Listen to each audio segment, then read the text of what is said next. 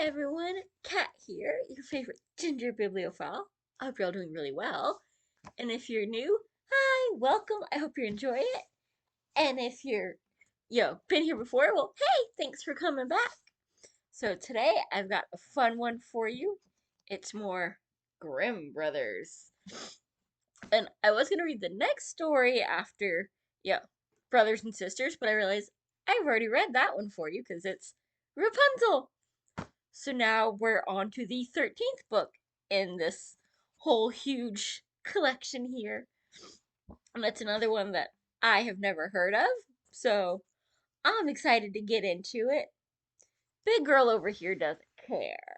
I don't know if you can see her there. My camera is giving me once again a blank screen, so hopefully you can see this. Maybe, maybe not. Not my best look today. But we're gonna get into the three little gnomes in the forest. And there's even some pictures here for you. There was a man whose wife died, and a woman whose husband died. And the man had a daughter, and the woman also had a daughter. The girls knew each other, and one day took a walk together. Afterward, they went to the woman's house, and she said to the man's daughter, "Listen, tell your father I want to marry him.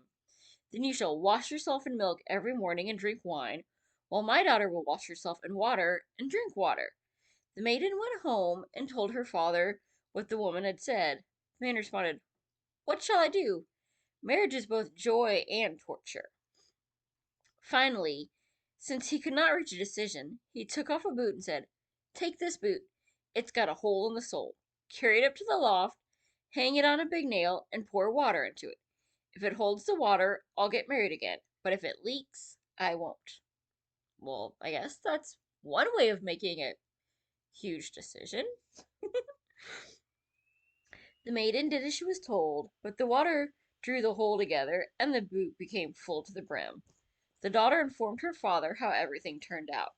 Then he climbed up into the loft to see for himself, and when he saw she was right, he went to the window and courted her. Soon after, the wedding took place. On the day after the wedding, when the two girls got up, the man's daughter had milk to wash herself and wine to drink, while the woman's daughter had water to wash herself and water to drink. On the second morning, both girls had water to wash themselves and water to drink. On the third morning, the man's daughter had water to wash herself and water to drink, while the woman's daughter had milk to wash herself and wine to drink. And that's the way it remained. The woman became her stepdaughter's most bitter enemy and tried to think of ways to make it worse for her from one day to the next. Moreover, she was envious because her stepdaughter was beautiful and lovely, and her own daughter was ugly and gruesome. Well, that's just harsh. Once, when it was winter, everything was frozen over as hard as rock, and hill and dale were covered with snow. The woman made a dress out of paper, called her stepdaughter to her, and said, "Now put on this dress, go into the forest, and fetch me a basket of strawberries. I've got a craving for them." In the middle of winter. Okay. "Good Lord," said the girl, "strawberries don't grow in winter. The ground is frozen and everything's covered in snow. Besides, why do you want me to go in a paper dress? It's so cold outside that my breath will freeze. The wind will blow right through the dress, and the thorns will tear it off my body." "You have some nerve talking back to me," the stepmother said. "Get going, and don't show your face around here again till you have the basket filled with strawberries." Then she gave her a little piece of hard bread and said, "You can use this as food for the day." All the while she thought, "She'll starve and freeze to death out there, and I won't ever have to lay eyes on her again." The maiden was obedient, so she put on the paper dress and went out with the little basket. There was nothing but snow as far as the eye could see, not even a blade of green grass. And we've got a cool little drawing there of the poor little girl out in the snowy fields. Let's see what's gonna happen. Who's gonna die? When she reached the forest, she saw a small cottage, and three little gnomes were looking out the window. She wished them a good day and knocked politely at the door. "Come in," they cried out. She entered the room and sat down on the bench near the stove, since she wanted to warm herself and eat her breakfast. The three gnomes said, "Give us some, too." "Gladly," she replied. She divided the bread in two and gave them half. "What are you doing out here in the forest during the winter, walking about in such a little dress?" they asked. "Oh," she answered, "I'm supposed to look for strawberries, and I'm not supposed to return home until I've gathered a basketful."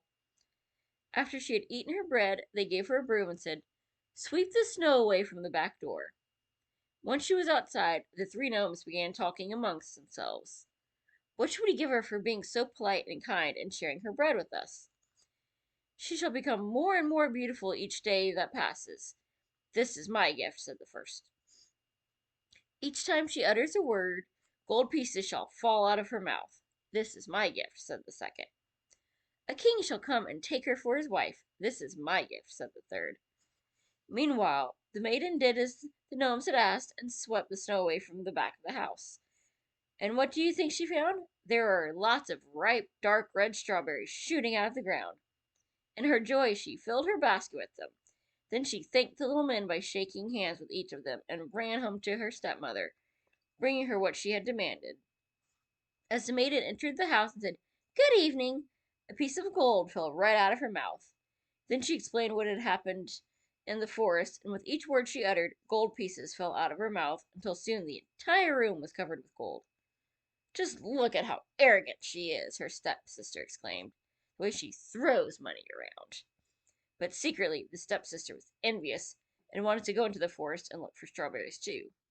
"No, no, my dear little daughters," her mother said. "It's too cold, and you could freeze to death." However, her daughter gave her no peace, and finally her mother had to yield. She sewed her a magnificent fur coat to wear and gave her bread and butter and cake to take with her. The maiden went to the forest and headed straight for the little cottage. The three gnomes were looking out the window once again, but she did not greet them. Instead, she tramped right into their house, sat down by the stove, and began eating her cake without even glancing at them or saying good day. No manners. "Give us some," the little men cried out. But she answered, "It's not even enough for me, so how can you expect me to give you anything?" When she had finished eating, they said to her, "Here's a broom. Go outside and sweep around the back door so it's clean." "Do your own sweeping. I'm not your maid." When she saw that they were not going to give her anything, she went out the door, and the three gnomes began talking amongst themselves. What should we give her for being so naughty and having such a wicked and greedy heart that makes her so stingy? "She shall grow uglier with each day that passes. This is my gift." "Each time she utters a word, a toad shall spring out of her mouth. This will be my gift," said the second. "She will die a miserable death. This will be my gift," said the third. It is a grim tale. Meanwhile, the maiden looked for strawberries outside, and when she could not find any, she went home in a bad mood. As she opened her mouth to tell her mother what had happened in the forest, a toad sprang out of her mouth with each word she uttered, causing everyone to be repulsed by her. Now the stepmother was even more disturbed than before, could only think of how she might be able to hurt her husband's daughter, who was getting more beautiful day by day. Finally, she took a kettle, put it on the fire, and boiled some yarn in it. When the yarn was boiled, she hung it on the poor maiden's shoulders, gave her an axe, and ordered her to go to the frozen river, where she was to chop a hole and rinse the yarn. Since she was obedient, the maiden went to the river and began chopping the hole in the ice. While she was in the middle of chopping the hole, a splendid coach with the king inside came driving by. The coach stopped, and the king asked, "Who are you, my child, and what are you doing here?" "I'm a poor maiden, and I'm rinsing yarn." The king felt sorry for her, and when he saw how beautiful she was, he said, "Would you like to ride with me in my coach?" "Oh, yes, with all my heart," she replied, for she was glad to get as far away as possible from her mother and sister. So she climbed into the coach and drove away with the king. And when they got to his castle, the wedding was celebrated with great pomp, and this would not have happened were it not for the gifts of the three gnomes. As a year had passed, the young queen gave birth to a son, and when the stepmother heard about her great fortune, she went to the castle with her daughter, as if she wanted to pay a visit. However, when the king left the castle and no one else was there, the evil woman seized the queen by her head. The daughter grabbed her by the feet. They lifted her from the bed and threw her right out of the window to the river flowing by the castle. Then the ugly daughter lay down in the bed, and the old woman pulled the covers over her head. When the king came back home, he wanted to speak to his wife. The old woman cried out, "Hush, hush! Now's not the time. She's in a terrible sweat. You must let her rest today." The king did not suspect any mischief, and came again the next day. When he began talking with his wife, and she answered, there were toads springing out of her mouth with each word she uttered, not the pieces of gold that usually fell out. So he asked what all this meant, and the old woman said that this came from the terrible sweating and would soon go away. During the night, however, a kitchen boy saw a duck swimming through the drain, and it said, "King, my king, what are you doing? Are you awake, or might you be sleeping?" When the boy did not answer, the duck said, "And are all my guests now sound asleep?" Then the kitchen boy answered, "Yes, indeed. You can't hear a peep." Then she asked again, "How about the baby of mine?" He replied, "Oh, he's sleeping and doing just fine."